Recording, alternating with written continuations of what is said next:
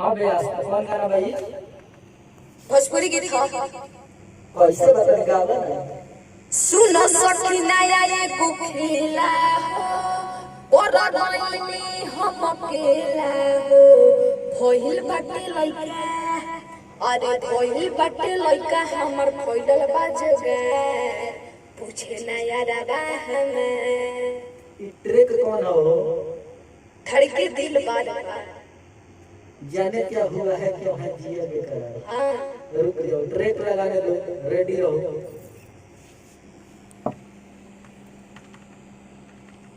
आ जाओ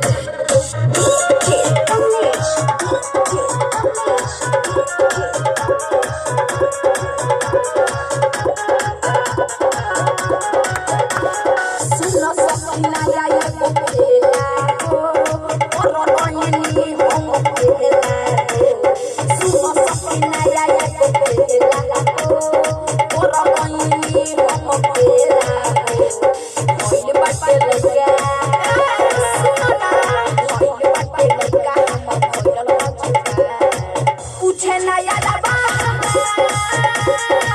पूछे नया रबा ए सखी हो पूछे नया रबा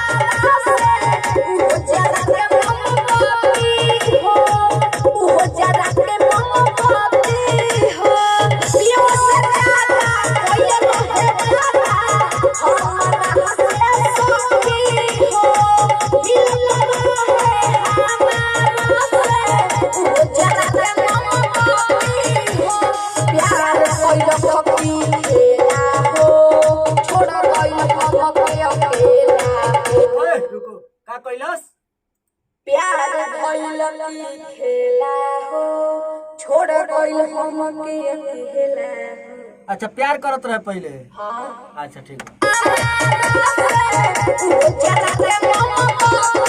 प्यार भइल की खेला हो छोड़ गइल हमके अकेला हो प्यार भइल की खेला हो छोड़ गइल हमके अकेला भइल बाटे लइका ए सुना भइल बाटे लइका हमर फैलल बा जगह पूछे नया रबा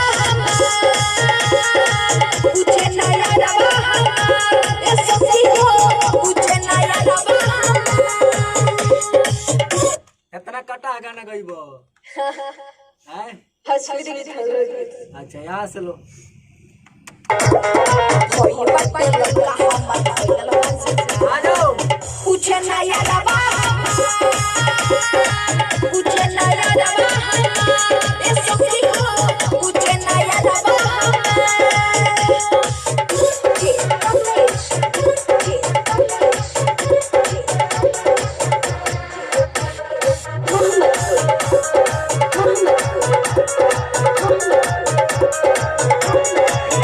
साथी हमारा भइल जब से भइल मारा बाती हो सुखम सोना सोने पहिले मिलत रहे जाती हो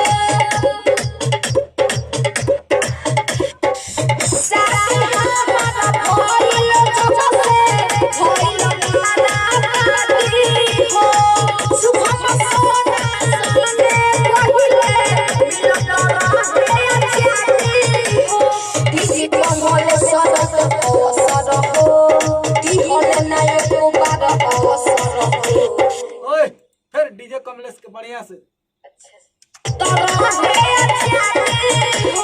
दीदी कमल सरत अवसर हो दिहल नायक बार अवसर हो दीदी कमल सरत अवसर